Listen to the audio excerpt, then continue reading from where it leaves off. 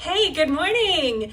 Happy Martin Luther King Jr. Day. I hope everyone's headed out to do some service today and to make Martin Luther King proud and give back. So, and I am headed out later today, so that's why I have my hat on. I am so excited. It's nice and cold outside, but not as cold as it has been. So anyway, today I wanted to do a quick live on procrastination.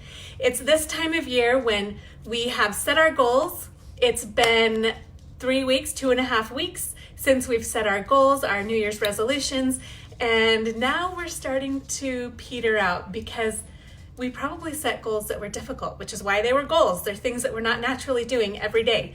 So here we go. Procrastination is an active process. So there's, hello Catherine, hello Hal. So there's a difference between laziness and procrastination. So laziness is just not doing it, right? Procrastination is actively not doing it. So knowing you have something to do, knowing that you have something you need to accomplish, and choosing something else instead of doing that thing. Like, let's say you know you need to do the dishes. Good morning, Sarah. And you hate it, it's hard for you, you don't want to do it, and so it needs to be done, but instead you choose to bake that bread for your neighbor because it needs to be done too. It's not as high on the priority list, but it needs to be done. So you're not lazy if you're a procrastinator. So what happens when we do procrastinate those important things, those goals that we set? Of course, there's consequences, and there's consequences either way. So here are some ways to overcome procrastination. First, you have to recognize that you are a procrastinator, that you're not lazy, that you're really doing all of these great things, and that there's the good, better, best, right? We've all heard that. So procrastinating is doing the good instead of the best, right? So here are some things if you want to identify yourself and see if you are a procrastinator. Number 1, you fill your day with low priority tasks. Number 2, you leave a to-do item on your list for a long time, even though it's really important. Number 3, you read emails over several times and still don't take action on them. Number 4, you start a really important task and then you cut out to go make coffee or to get yourself a snack. Number 5, sorry. Hey guys. Hello Megan, hello Haley, hello Jacqueline. The next one, you fill your time with unimportant tasks that other people ask you to do instead of getting to the important tasks on your list. And the last one, you wait to be in the right mood or the right time before you tackle the tasks that need to be done. So you need to figure out why you're doing it. And I love this because really everything goes back to why.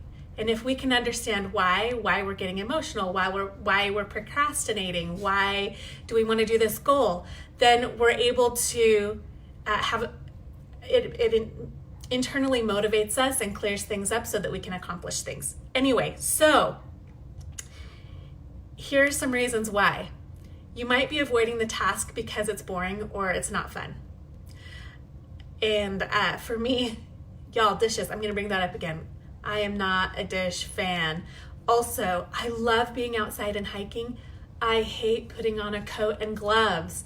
So later today, I'm headed hiking up American Fork Canyon, and I am just trying my best I'm gonna do it, and I'm committing to it, and we'll talk about that in a minute. But it's kind of unpleasant, but I know it's something I need to do.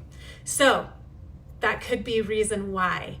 Another one, you may be a poor organizer, which is fine. Not everybody's perfect at organization and time management, but that may be one of the reasons why it's being procrastinated. So organizing a to-do list, having an effective schedule, those things are going to help you get things done. And even if you're organized, you still might be feeling overwhelmed about the task because you're worried that you're going to fail. Anybody here just you want to do it right, you want to do it well? Hello, Brittany. And so you just put it off You're super well organized, but you know it's not going to be perfect. Another reason why you might be procrastinating is because you're worried that it is going to be successful. And when something is successful, then all of a sudden you have more responsibilities. And so you don't want those other responsibilities, so you keep putting it off, so you're failing. And the last one, which is one that I really struggle with, is perfectionism. Can I tell you how hard it was to get on and do this live? Because it wasn't perfect for me. I didn't have it all written out.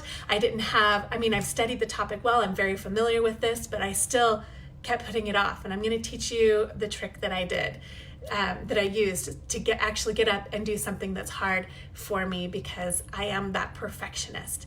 So as a perfectionist, we want to avoid the task altogether because it's not going to be perfect.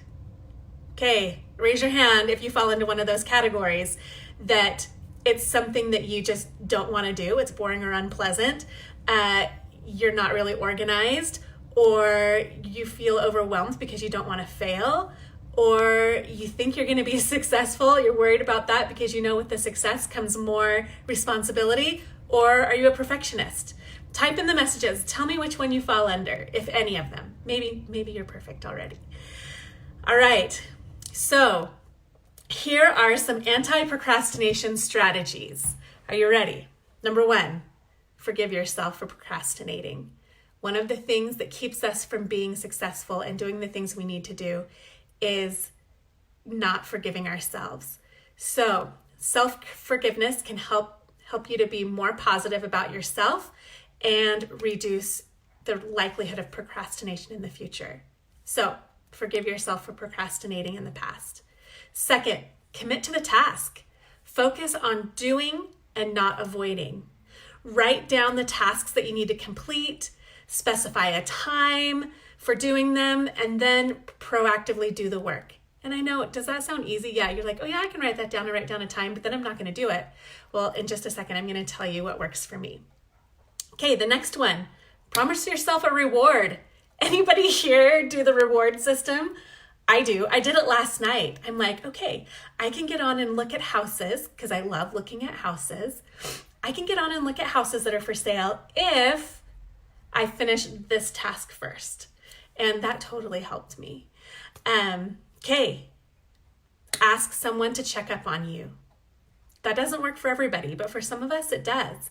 If I know that I'm being held responsible by not just myself, but by others, it helps me a ton. It puts pressure on me to do the work. One of the reasons why I've been really successful in losing weight is because I don't just have a health coach checking in on me, but I also have all of these clients that if I'm not doing what I'm telling them to do, I'm going to feel terrible. I'm going to be a hypocrite. And so it helps me stay on track and being held accountable. All right, act as you go. Tackle tasks as soon as they arise rather than letting them build up over another day. So just do it. The next one, rephrase your internal dialogue. I love this one because so often we say, oh, we should be this, we should do that, we have to do this, we have to do that. Instead of saying those things, what if we say, I want to do this, I choose to do this? That plays a game with our mind. If we're saying we have to, that's a negative game with our mind. But if we're saying I choose to, I want to, then we're more likely to do those things we need to do. Minimize distractions. So turn off your email, move your cell phone, send the kids out to play, do things at night when everyone's asleep. Minimize distractions. And then aim to eat the elephant bite by bite and do it first thing. My mom used to tell me, do the things you hate first and then the things you love later. And I love that. Okay, here's my final bit of advice. Here's what I do. Because yeah, I do all of those things. I'm really good at it. I'm really smart. I have read all of those self-help things. I make lists. I'm really great at making lists. I'm a really great time manager. I know how to create a schedule. I can do all of this. Time-bound goals, yes, of course. But it's still actually getting to the point of doing it. So I read this great book that my health coach recommended for me. It's called The 5-Second Rule. And I know it sounds crazy, but this has been working for me. So here's what it is. The moment you have an instinct or a thought to act on a goal, act on it immediately. And this is how I do it. So, good morning, Sandy. So this morning, I had the thought, I want to go up Provo Canyon and drive through the Vivian Park subdivision. I don't know why, but I just love it up there. So I was like, okay, if I get up and I want to do that, that means I need to shower and I need to do all of these things. And then I'm probably going to want to go out after. So I laid there and I'm like, okay, I can stay in my nice warm bed or I can act. And the acting, like the getting out and going someplace is going to be better for me than laying in bed right now. So 5, 4, 3, 2, 1, I have to get up. And when you count down from 5 or count down at all, good morning, Marcia, that tells your brain that you are getting ready to do something. So again, I was laying in bed and I'm like, okay, nope, I'm going to do this. 5, 4, 3, 2, 1. I got up, I got in the shower, I got ready, I did my makeup, I ate breakfast. I've had a wonderful morning. I've gotten a ton done. And honestly, if it wasn't for that trick, all of those other things I talked about wouldn't be helping me out at all right now. So I am getting ready to head out the door and I'm going to go hiking up in the mountains. So 5, 4, 3, 2, 1, I'm out. Have a great day.